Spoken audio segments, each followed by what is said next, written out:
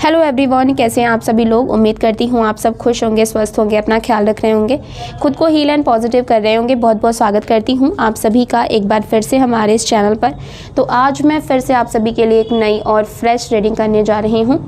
आज की रीडिंग बहुत ही ज़्यादा इंटरेस्टिंग है क्योंकि ये है थर्ड पार्टी सिचुएशन पर, यानी आप और आपके पर्सन के बीच में जो भी दूरियाँ आई हैं, नो कॉन्टैक्ट सिचुएशन हुआ है, ब्रेकअप हुआ है, अलगाव हुआ है, उसके पीछे थर्ड पार्टी की एनर्जी क्या कर रही है, आज हम वही देखेंगे। अभी आपके पर्सन की लाइफ में क्या कुछ चल रहा है, थर्ड पार्टी और उनके बीच करंट की सिचुएशन क्या है, यूनिवर्स की गाइडेंस क्या निकल कर के आ रही है एंड आगे आउटकम क्या बनता हुआ दिख रहा है, ये सब कुछ आज की इस रीडिंग में हम कवर करेंगे। देखिए, एक बात का ध्यान रखिएगा कि आज की ये जो रीडिंग है ये एक general, collective and timeless reading है। इसका मतलब ये है आप इसे जब भी देखेंगे ये आपके साथ रेजोनेट ज़रूर करती है। जितना रेजोनेट हो उतना ही लीजिएगा, बाकी को दूसरों के लिए जाने दीजिएगा। आप इस रीडिंग को एक गाइडेंस के तौर पर भी देख सकते हैं। आप मेल हैं, फीमेल हैं, मैरिड हैं, अनमैरिड हैं, इंडिया से देख रहे हैं, इंडिया से बाहर से देख रहे हैं, आप इस रीडिंग को देख सकते हैं। ये रीडिंग सबके लिए है। आपको क्या करना है, अपना नाम जो है वो कमेंट सेक्शन में ज़रूर से क्लेम कर देना है और अपने पर्सन का नाम अपने मन में 3 बार ज़रूर दोहराना है। इससे आप दोनों की जो एनर्जी है आज की इस रीडिंग से कनेक्ट हो पाएगी और हम सही जान पाएंगे कि डिवाइन एंजल्स हमें क्या मैसेजेस देना चाहते हैं एंड आपकी एनर्जी हमें क्या संकेत दे रही है। अगर इस वीडियो से आपको थोड़ी सी भी क्लैरिटी मिलती हो, हेल्प मिलती हो, तो प्लीज़ वीडियो को लाइक करिएगा, शेयर करिएगा। चैनल पर पहली बार आए हैं, अभी तक सब्सक्राइब नहीं किया है तो सब्सक्राइब करके बेल आइकन ज़रूर दबाइएगा, जिससे आने वाले वीडियोज़ के नोटिफिकेशंस आपको सबसे पहले मिलते रहेंगे। चलिए, सबसे पहले मैं आपको कार्ड्स बता देती हूँ, उसके बाद हम एनर्जीज़ को चेक करना शुरू कर देंगे। ठीक है, तो कार्ड्स कुछ इस तरीके से आ रहे हैं। 2 of cups, ace of wands, page of cups, king of pentacles, the sun का कार्ड आया है। Okay, wheel of fortune, 10 of cups, the temperance, the hierophant. Okay, the moon का कार्ड आया है and bottom of the deck है the magician का card. ठीक है, ये कार्ड्स निकल करके आ रहे हैं। नंबर्स की अगर मैं बात करूं तो नंबर 8 की energy, number 2, number 10, number 1 and number 7। Number 7 की एनर्जी बहुत स्ट्रांगली आ रही है। कमेंट सेक्शन में 777 ज़रूर से लिखें एंड रीडिंग को क्लेम करें। ठीक है, अब शुरू कर लेते हैं। यहाँ पर मैं राशियाँ आपको बता देती हूँ, जो स्ट्रॉन्ग राशियाँ जो है वो क्या निकल करके आ रही हैं। Taurus, Capricorn, Aries, Leo, Gemini, Aquarius, Cancer, Pisces, Scorpio, Libra, Virgo. वैसे तो लगभग ये एनर्जी जो है वो सारे जो भी आप किसी भी राशि के जातक हैं आप इस रीडिंग को देख सकते हैं। ठीक है, तो सारी राशियों से डेफिनेटली तौर पर रेजोनेट करेगी। ओके, तो कार्ड्स यहाँ पर सबसे पहला जो मैसेज दिखा रहे हैं वो ये है, आपका पर्सन इस समय बहुत भारी टेंशन में है।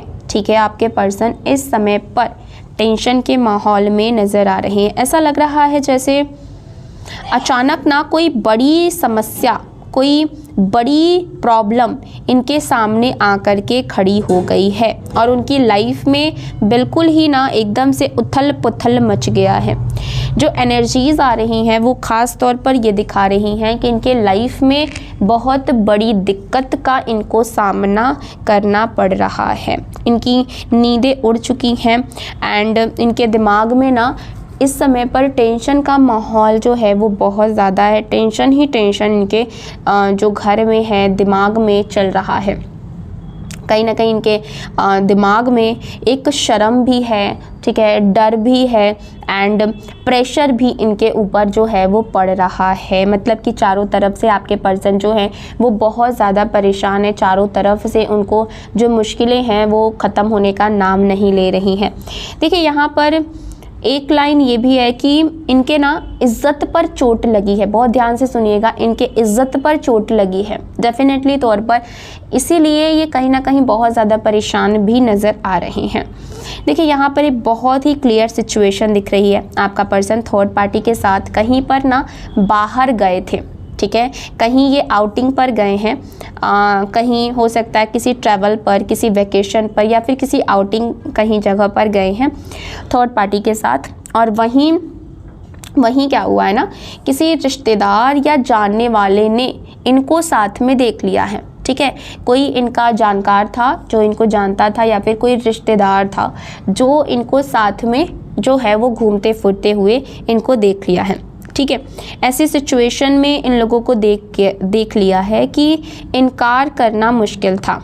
ठीक है, ऐसा ये लोग इस तरीके से वहाँ पर बैठे थे या फिर ऐसा घूम रहे थे कि उनके बॉडी लैंग्वेज से, उनके गेस्चर से, इनकी क्लोजनेस जो है वो सब कुछ बोल रहा था कि इन दोनों का रिश्ता क्या है। वो चाह करके भी इसको नकार नहीं सकते कि हम लोग सिर्फ फ्रेंड्स हैं। मतलब इस तरीके से किसी को बहकाया नहीं जा सकता कि हम तो सिर्फ फ्रेंड्स हैं, उसके अलावा कुछ भी नहीं है। जैसे होता है ना कि बातों को लोग घुमा देते हैं, बट ये इनके बॉडी लैंग्वेज से या फिर किसी ऐसे बिहेवियर से दूर से ही देख करके पता चल गया कि नहीं, समथिंग इज़ रॉन्ग, कुछ तो गलत है। ठीक है, और जिसने देखा, ठीक है, वो ऐसा व्यक्ति था जिसे ये मैनेज नहीं कर सकते थे, जिसे ये अपने कंट्रोल में नहीं कर सकते थे, अपने अकॉर्डिंग चीज़ों को घुमा नहीं सकते थे। जिस व्यक्ति ने देखा, जिससे पहले से इनकी ना बनती नहीं थी, मतलब कि इनका कोई ऐसा, मान लो रिश्तेदारों में भी कोई ऐसा होता है ना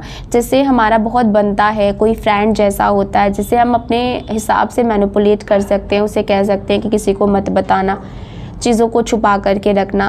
बट यहाँ पर ऐसा कोई व्यक्ति देखा है जिससे आपके पर्सन जो है ऑलरेडी आपके पर्सन और उसकी बनती नहीं है, तो कहीं ना कहीं वो चीज़ों को अपने अकॉर्डिंग जो है वो मैनिपुलेट नहीं कर पा रहे हैं।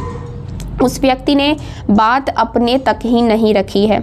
ये बात जो है थर्ड पार्टी की बात फैमिली तक भी पहुंच गई है, और उसने जो है जो देखा उसमें भी इसने मिर्च मसाला लगा करके बताया है, बातों को मैनिपुलेट करके अपने हिसाब से जो है आपकी पार्टनर की फैमिली वालों को सारी चीज़ें बताई हैं, बहुत ही डिटेल में एवरीथिंग, छोटी से छोटी चीज़ भी बताई हैं, और जो चीज़ें नहीं भी थी वो भी उसमें मिर्च मसाला झोंक करके इन्होंने बता दिया है।